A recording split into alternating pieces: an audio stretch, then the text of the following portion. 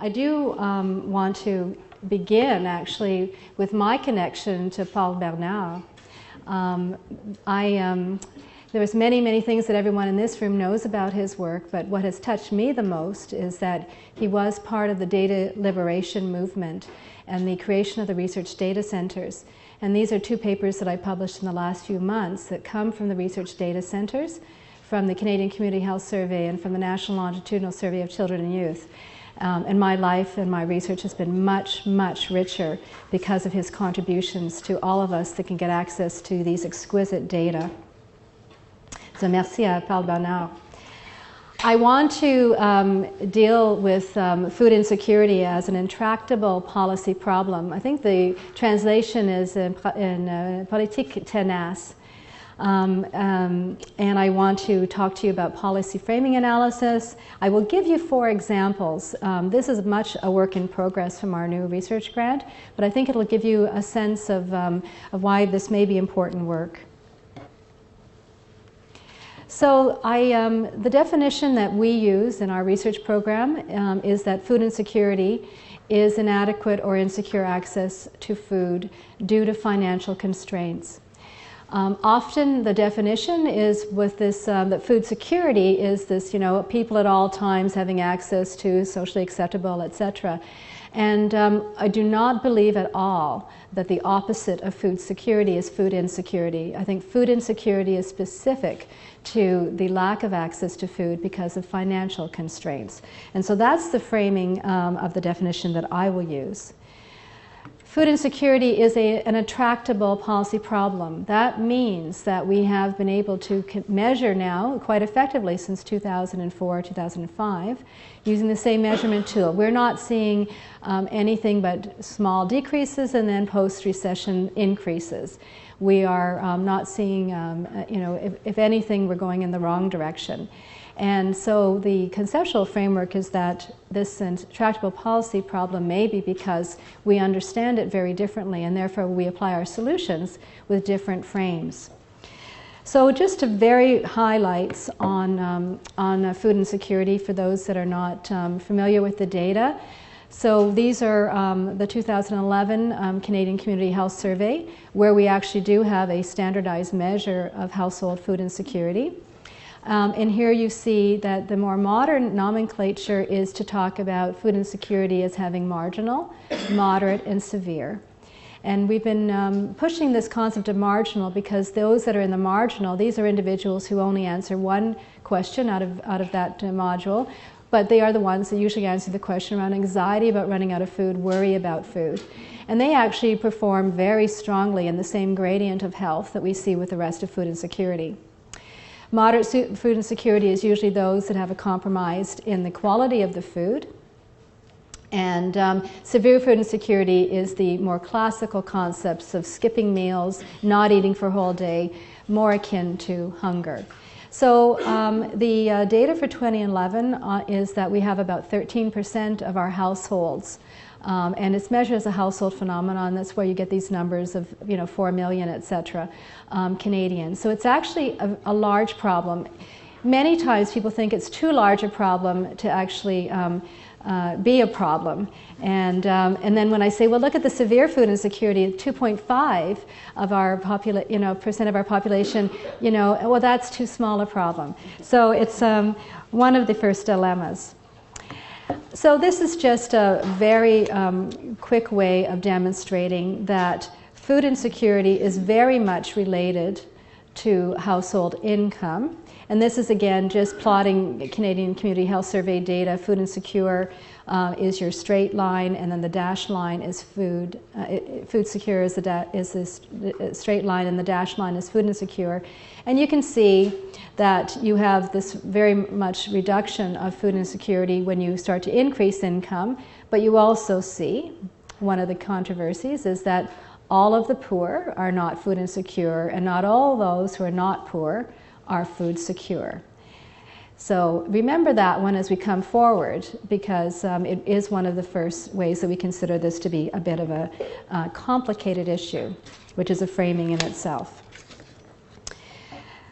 Very quickly then, when you look at a very large body of epidemiology suggests what drives food insecurity, both in terms of populations that are vulnerable, but in terms of what can drive the prevalence up or down.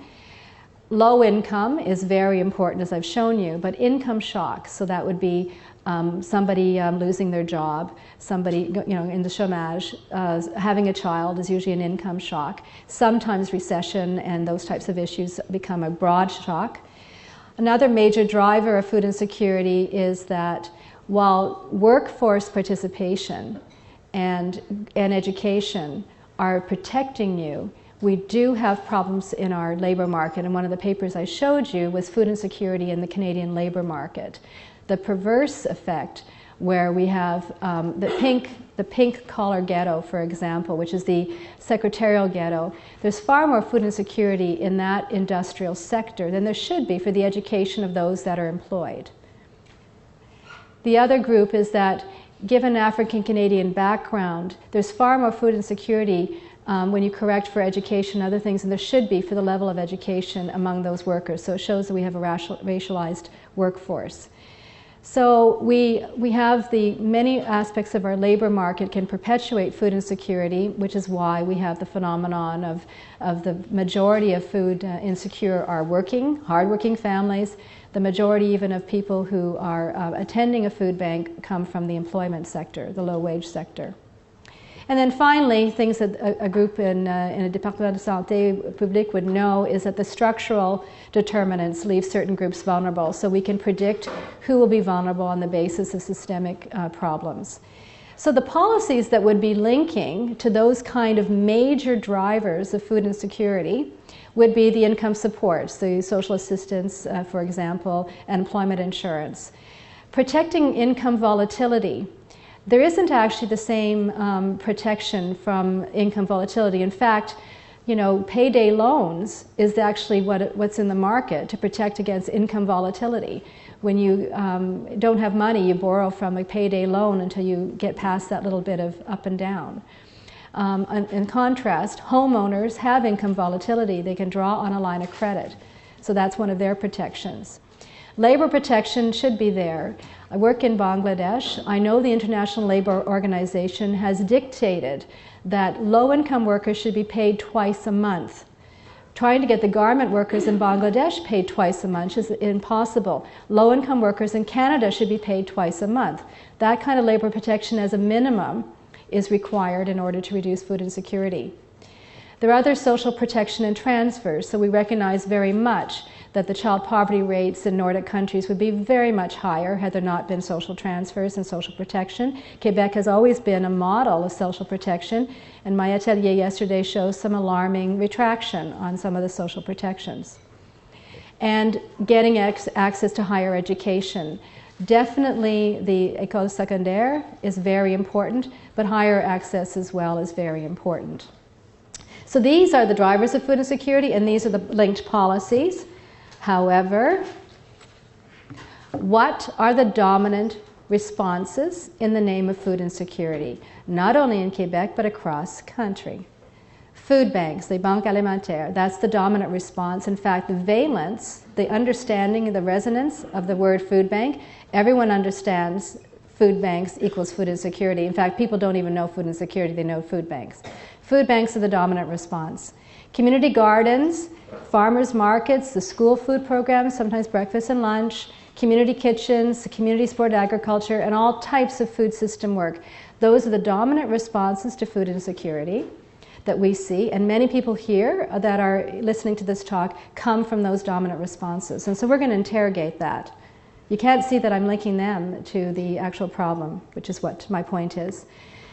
So proof, we had to get an acronym. It was developed well after we got the grant, is a $2 million programmatic grant from the CIHR to address here research to identify policy options to reduce food insecurity.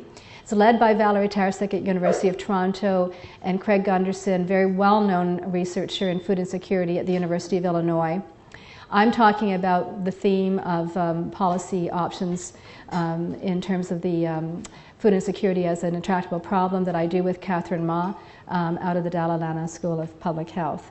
So I'm going to be talking about our new program of research that is trying to tackle the issue of the intractable problem of policy related to food insecurity. So I think that these might also be the objectives, but they are key frames that we begin our discussion with.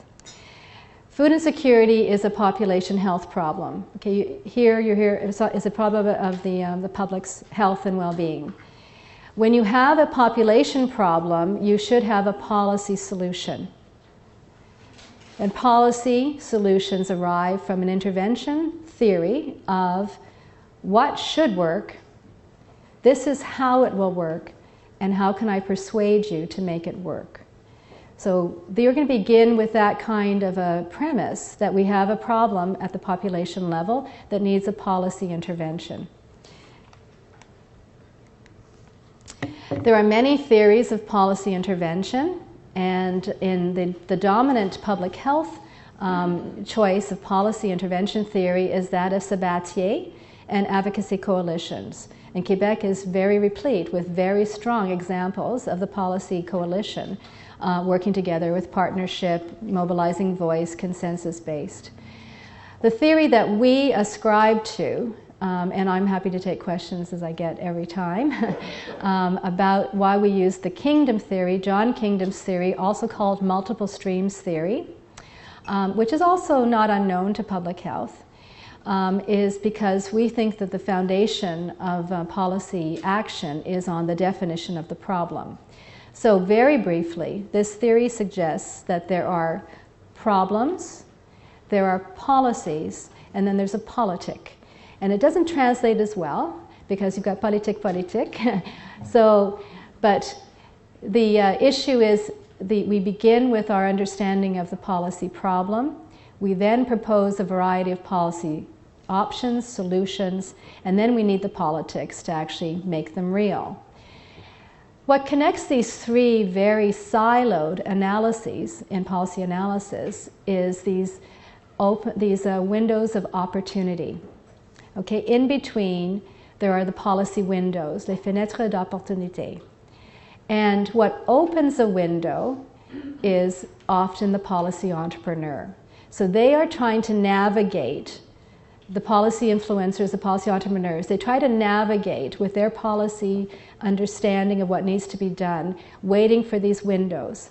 So I hope he's not here to embarrass him, but I had a very interesting conversation yesterday with someone working in occupational health on an unregulated agencies. And do we need a worker death to have a policy window to say it's time to regulate? Right? So we navigate as policy entrepreneurs, waiting for those opportunities. And sometimes there are official windows like elections. Sometimes there's, you know, in Nova Scotia, the most profound change was when Randy and his wife, the first sort of hemophiliacs that got HIV, went to see the Minister of Health and said, who did this to my family, right? And so that changed completely the understanding of the precautionary principle and how we would be regulating our blood supply. So that's the theory that I'm going to be talking about, and I'm going to be spending my time on the problematization.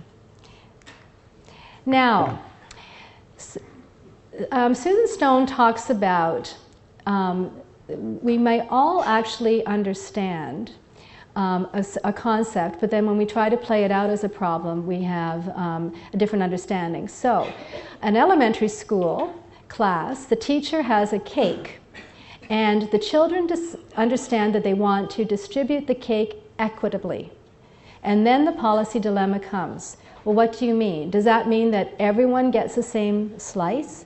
What happens about the children that are not here today? What about the children who don't like cake? Do they get the same as those who do like cake?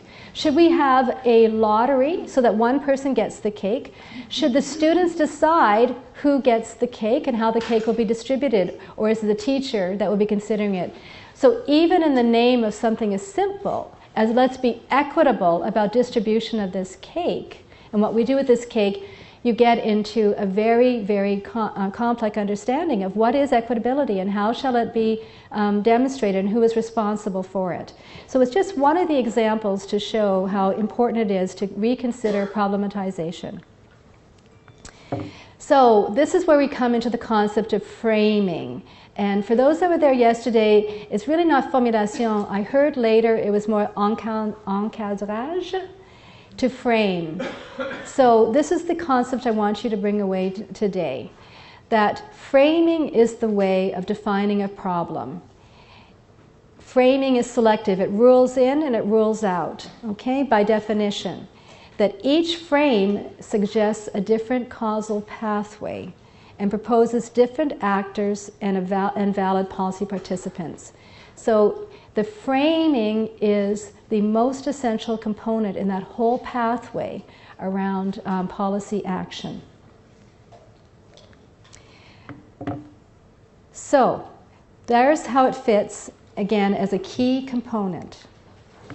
So our research begins with a framing analysis. The framing analysis asks the blue, what is the problem and how is it defined? That's the central concept. What is very important and what is often overlooked is what policy actors are implicated and how are they assigned responsibility. And it was a conversation again this morning that raised this again, is that in public health we have a reasoning that talks about risk and epidemiology. We never assign blame. But policy analysis must assign blame or responsibility. And in fact, we are so knowing of that, but we avoid it, is that that's what we call they. And I don't know if it translates, but they, who's they? Who's they? That's what we talk about, somebody, they. That's not what you can do in policy framing. You need to be able to know your actors, who is responsible, who is to be blamed, okay? So then, when you have an analysis, you have to then have the links are obvious on what the solutions would be to solve that problem. There are many other references to framing analysis, and they're just there as a background. So I'm going to give you some examples of framing that we've been starting to explore. So this is actually way that we wanted to actually introduce our framing, is to actually look at Canada's response to the 1996 World Food Summit. And I will give you a high level. So very interesting, the World Food Summit was profound in terms of the right to food. The definition of food security was expressed at that time. I think, let's say 112 countries signed on, including Canada. And the obligation after the World Food Summit was for countries to report on their progress towards the right to food. So we were able to look at the reports that were given between 1999 to 2008. The progress report produced by the federal government, the government of Canada. And again, this is that's the public policy domain. This is the federal government report on its international obligations, right? So it has a huge credibility. Just for your interest, you'll see that there was obviously some change in government over that time period. And so what we were able to do is to look at the framing of the problem of food insecurity and the framing of the actions. There was an action plan as the reports progressed. We found out totally off the record that there are no more reports that will be produced because they were useless, etc. But so this is our entire sum. So what did we find in an overview, just to give you a sense on how important this is? And I'll take you forward to say that De Schutter, the special rapporteur on the right to food, came to Canada just over, I think, a year ago. And there was a huge upset because the Minister of Health, would refuse to meet him. Why was he in this country? He had no business being in this country. And what we were able to presage is that we could have predicted that because of the change in framing. So the first thing we found in terms of these reports was what we call a frame shift. Reports 1 to 3 absolutely began with Canada's commitment to the right to food. Report number 3 said that the WHO had recognized Canada as an exemplar country of the OECD for its progress on the right to food. I can just remember, go back, we have the Liberals. We go to the next party, the right to food disappears in reports 4 and 5. It's completely eliminated, which is why it would be a great surprise and a great insult to have the rapporteur on the right to food come to our country in that period of time as opposed to before. The second thing is that food insecurity, those who are vulnerable, in the first 3 reports, talked about people with health problems being vulnerable to food insecurity. On the 4th and 5th report, it was that the chronic disease was caused by food insecurity. Okay? And so we changed our entire discourse into why we need to work on healthy eating around the food insecure. We get into our fruits and vegetables needed for the food insecure, whereas before it was just a categorization of risk. So there's a real shift in the importance. Before it was thought to be, these are one of the predictors of people falling into the income inadequacy of food insecurity because they have health problems, they can't work. But all of a sudden it's shifted by the 4th and 5th that their chronic disease, because they can't eat well, is a really important issue. And therefore we end up with a new set of frames of what we need to do. Give them fruits and vegetables, teach them cooking from scratch, okay? Another way that the frame changed is the frame blending. And this is very important. So the first reports were very clear that low income was the greatest impediment to food insecurity. As we move forward, we end up suggesting, as I showed you, not all the poor are food insecure, not all the food insecure are poor. So it becomes one of many factors. These other factors are not understood. Okay? And all of a sudden it's equal to all these other factors that are not understood. And therefore it becomes a complicated issue. And today we think of it as a complicated issue. It was not complicated in the first 3 reports. It becomes complicated, particularly when it competes against not clearly understood. Okay? So what happens over that time is that these interventions that are recommended, the interventions that are heralded, like the National Child Benefit was called #1 food insecurity, these big social transfers that were all part of the early times, they're gone when it comes to 4 and 5, and we de-emphasize it. And all of a sudden we see community gardens and other types of approaches as being part of the interventions for this very complex problem. Finally, within frame conflict, every year they were saying we lacked sufficient information, and we can't really know what to do. And then they started monitoring things that were very derivative. Yes, they monitor the hunger count, but then they would monitor the number of community garden programs, and obviously this monitoring of all these things as a conflict to saying, well, we don't have any good numbers. So again, just as an example of a framing exercise and how it can work to be very much informing why we do what we do and why we don't do perhaps what we should do. So what we would contend from this analysis is that when UN envoy arrived, he was obviously going to be discredited because he had no business being in our country.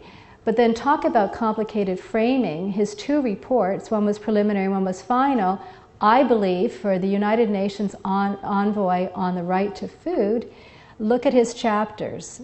They are a bit confusing. One was on agricultural policies. The one that is on food insecurity is really the one on protecting access to food for the poorest, where he does talk about the key things that would reduce poverty. But he has his own obesity chapter, in the name of food adequacy, talk about conflated, and then something about the indigenous peoples and other things. So even the spokesperson for the right to food, that those that as a basic essential need, has been captured at least by the obesity framing. Another example then is one of our key questions is how is household food insecurity defined and socially constructed as a policy problem in Canada? And so this is a very large body of work that we are still in the process of analyzing. And here again, the public record is most presented in the public debates, Hansards, which is the transcription of the parliamentary discussions both in provincial legislatures and in the federal. And we also are looking at the committees that come from the Senate and the House of Commons. So these are all in the public record. What we did is look at, again, with World Food Summit being our benchmark year, we looked at the Hansards and these key documents in Nova Scotia, in British Columbia, in Ontario, and federally. And je dirais vraiment pas Québec, because with your social exclusion law, it would have been nice to see the rhetoric that led to it. So it's another project. And so what I'm going to, so it's being done as a policy analysis, and so I'm just going to share you some of the examples. Even my students, not that they shouldn't be like that, but even my undergraduate students were horrified at reading the transcripts from Ontario around the dirty years of Harris. So Mike Harris was made famous across the legislatures of the country, by the way. He was quoted, everyone wanted to avoid Harris, the Harris experience in their provinces. So we read in these transcripts the closest we've ever had to a created depression, and the depression type of conversations that you would have expected during the dirty 30s when people were in soup lines. So we wanted to know if that's our most recent experience with really creating that very, very, very dire poverty, what did it sound like, how was it framed, and what happened? So this is the period 1995 to 2002. It was a very charged socio-political environment. What we did is look at our Hansards there, but also look at the editorials in the major newspapers just to see how the policy debates, if they were the same or if they were different in that. So it was the intention to say, is it because we've got this crazy framing now because it's not really that serious? Personne affamée, you know, is that why? So we thought if we go close to a time when it was very, very, people were really hungry, what does it sound like in that debate? And also, public health was there.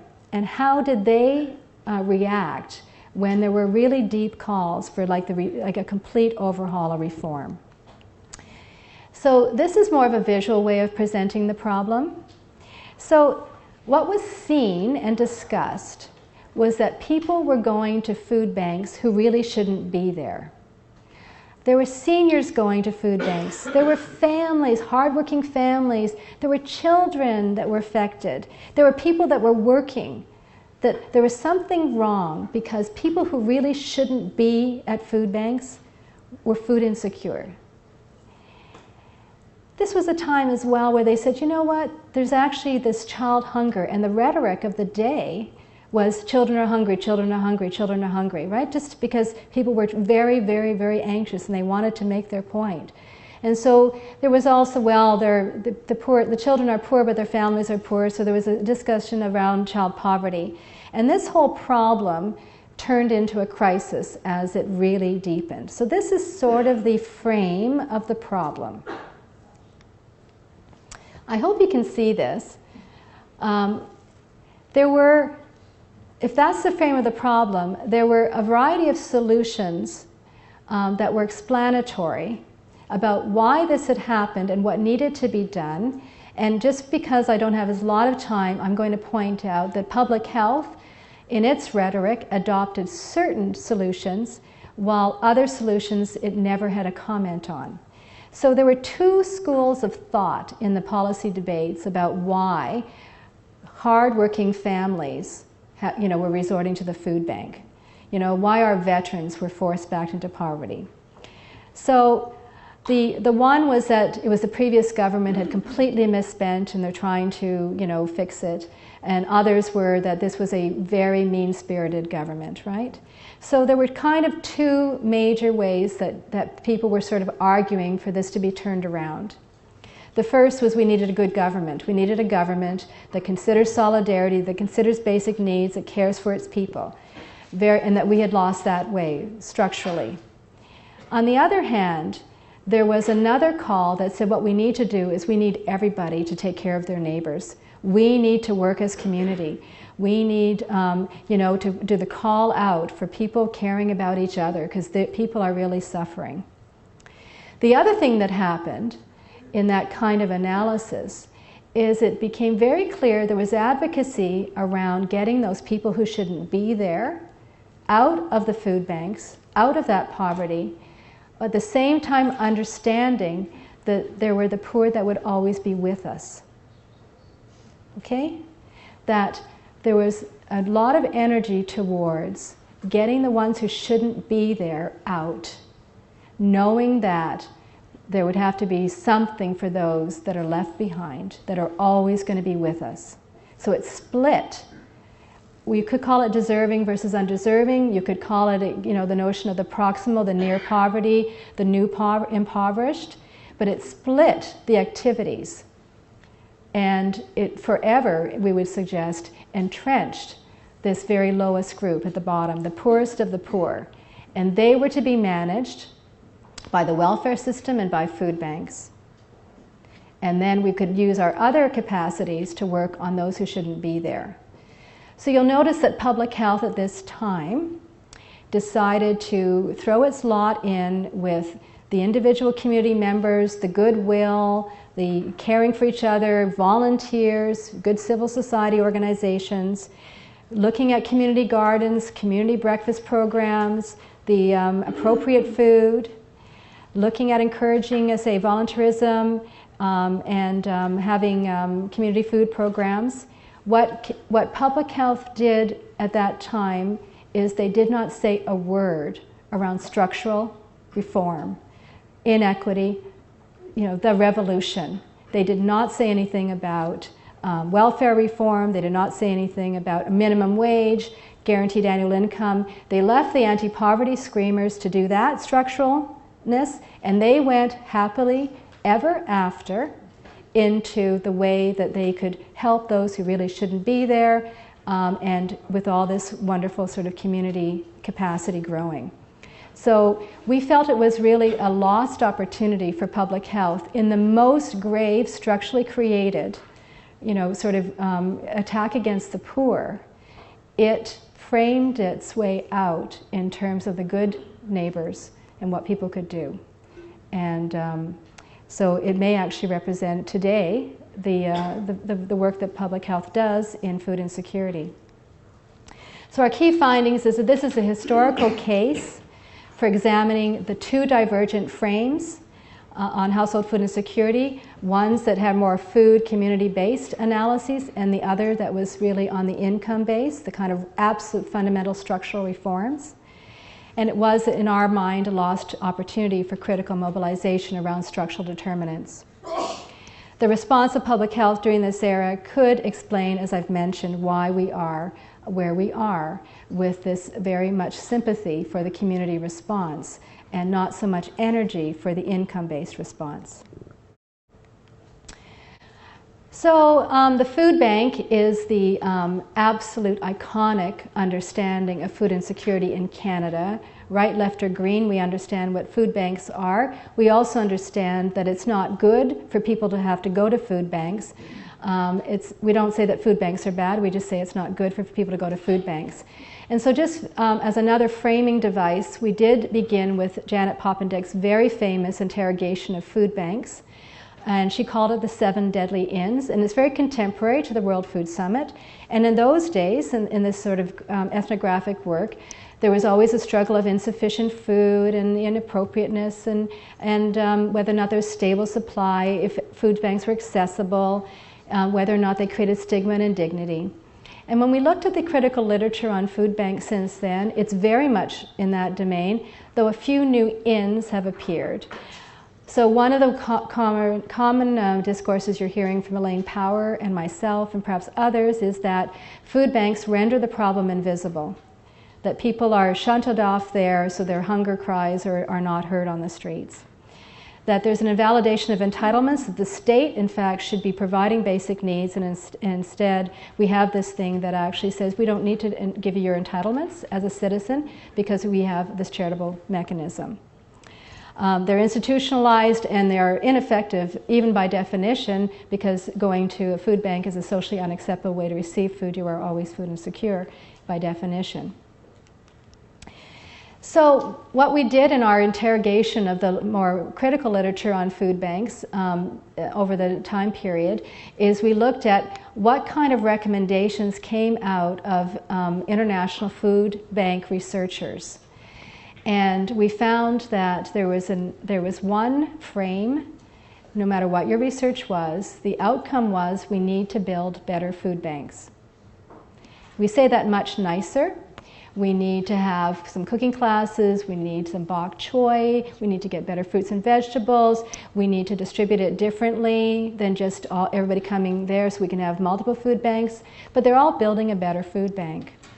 The other group is the anti-poverty group that says we need income, we need income, we need income as the first step.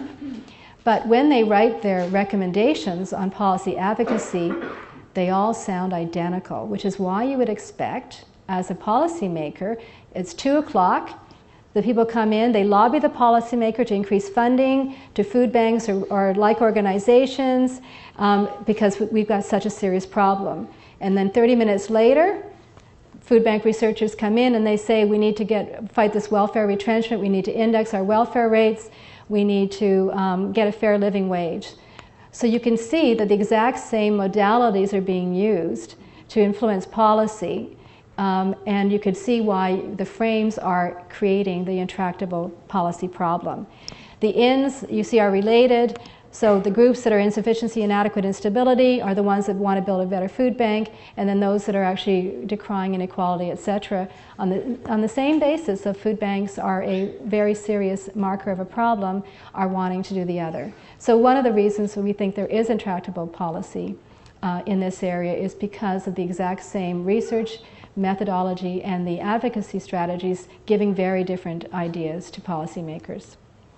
So the fundamental problem that comes out of this is that food banks, the use of food banks is a problem. Nobody would disagree on that problem, but what we frame as the solution is to build a better food bank.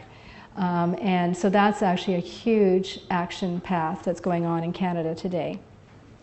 And I have to read this very quickly because it's the ultimate expression of the frame of building a better food bank, and it comes from a British Columbia Hansard. Watching the faces of the families and children lining up for food at the door, she saw how undignified receiving emergency food hampers was for the people who needed to be there.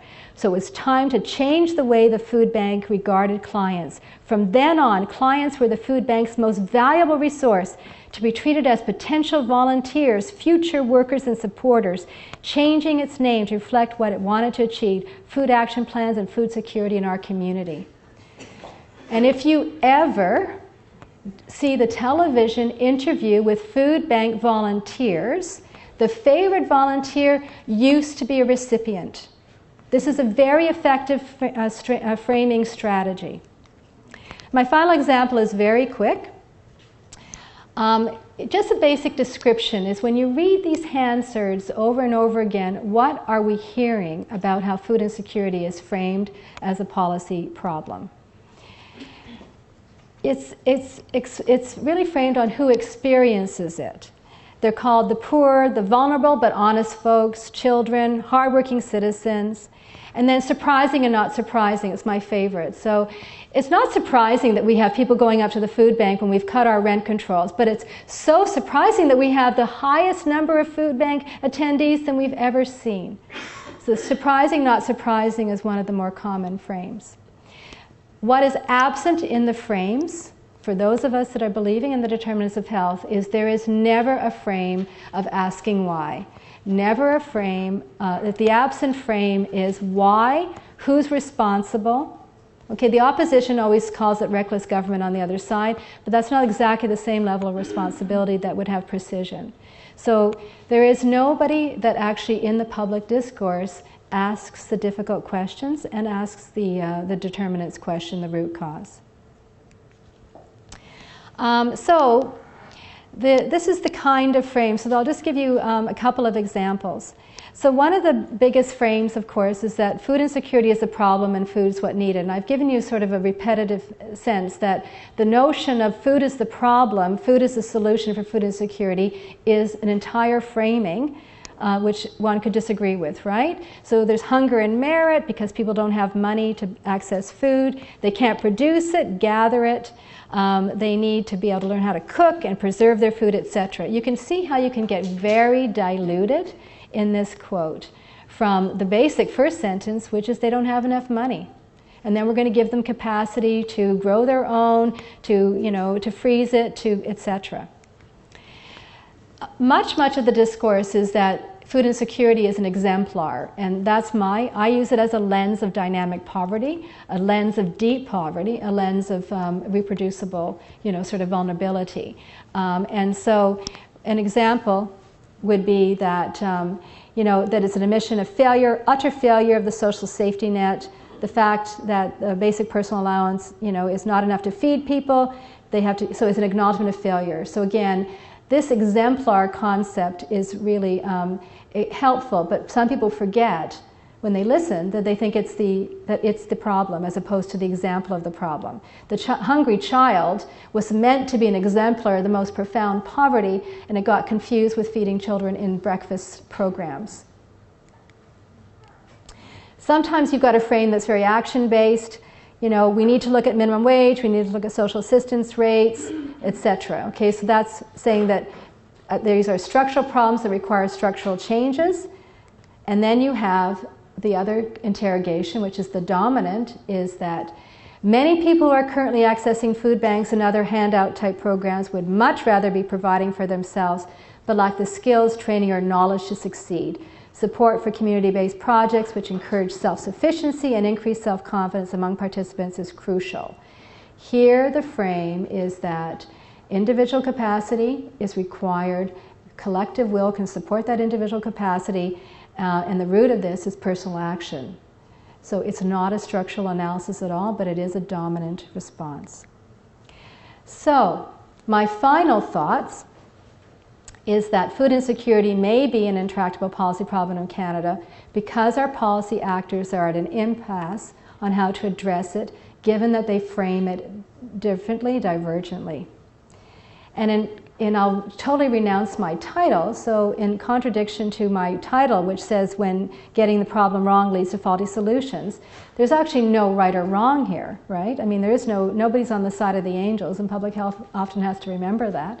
But different frames suggest different causal pathways for how food insecurity works in households, which may be more or less valid, more or less likely to do a serious reduction in food insecurity. And so finally, my final thought is that we need to resolve the framing problem in order to move policies forward. That will better address food insecurity in Canada. Right now, we are unable to do so. Merci et les questions.